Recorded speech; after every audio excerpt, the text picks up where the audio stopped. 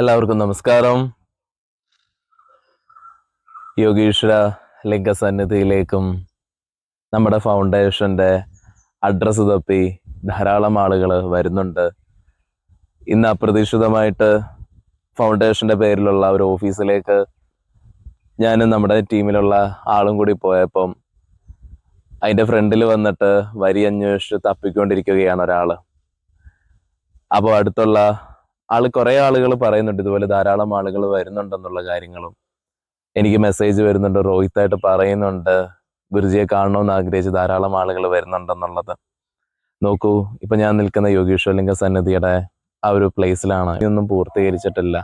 അതിനാലാണ് നമ്മൾ ആർക്കും ഒരു ഇൻവിറ്റേഷൻ നൽകാത്തത്, ഓപ്പൺ ചെയ്ത് നൽകാത്തത്. ഇപ്പം കാണാൻ ആഗ്രഹിക്കുന്നവരെല്ലാം മഹാശിവരാത്രിയുടെ അന്ന് ഫെബ്രുവരി 26 അവിടെ ഞാനായിട്ട് കണ്ടക്ട് ചെയ്യുന്ന പ്രോഗ്രാമാണ് മഹാശിവരാത്രിയുടെ ആ ഒരു ധ്യാന പ്രക്രിയകളെല്ലാം തന്നെ. അതിലേക്ക് വരാം. ഗുരുവായൂർ വെച്ചാണ് നമ്മൾ നടത്തുന്നത്.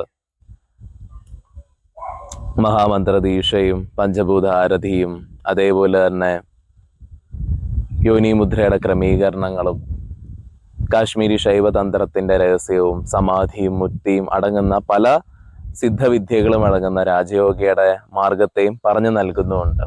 അതിനോടൊപ്പം തന്നെ ആ ഒരു ഡിവൈൻ എക്സ്പീരിയൻസ് ചെയ്യാനായിട്ടുള്ള ക്രമീകരണ രീതിയിൽ ഒരു മെഡിറ്റേഷനുമാണ് ഒരുക്കുന്നതും. അപ്പോൾ അവിടെ വന്ന് നമുക്ക് മീറ്റ് ചെയ്യാം.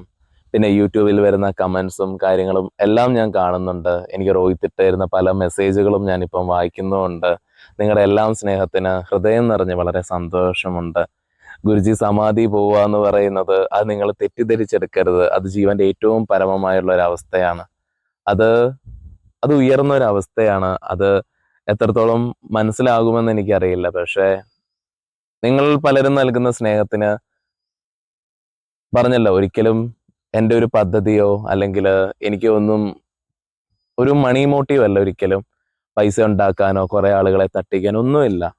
ഈ പറയുന്ന ഹൃദയത്തിൽ നിന്നാണ് എനിക്ക് ലഭിച്ചിരിക്കുന്ന എന്തോ അത് ശുദ്ധതയോടുകൂടി തന്നെ നൽകണമെന്നുള്ളൊരു ഇന്റൻഷൻ മാത്രമേ ഉള്ളൂ. അതറിയുന്നവരാണ് ഹൃദയം നിറഞ്ഞ് സ്നേഹിക്കുന്നതെന്നും അറിയാം. എന്തായാലും നിങ്ങളിൽ പലരും ഫൗണ്ടേഷന്റെ അഡ്രസ്സ് തപ്പിയോ യോഗീശ്വരലിംഗ സന്നിധിയിലോട്ടോ ഇവിടുത്തെ കൺസ്ട്രക്ഷൻ കഴിയട്ടെ, നിങ്ങൾക്ക് വേണ്ടി തന്നെ ഉള്ളതാണ് ഇതെല്ലാം തന്നെയും. നമുക്ക് ഗുരുവായൂർ വെച്ച് നമുക്ക് മീറ്റ് ചെയ്യാം. നമസ്കാരം.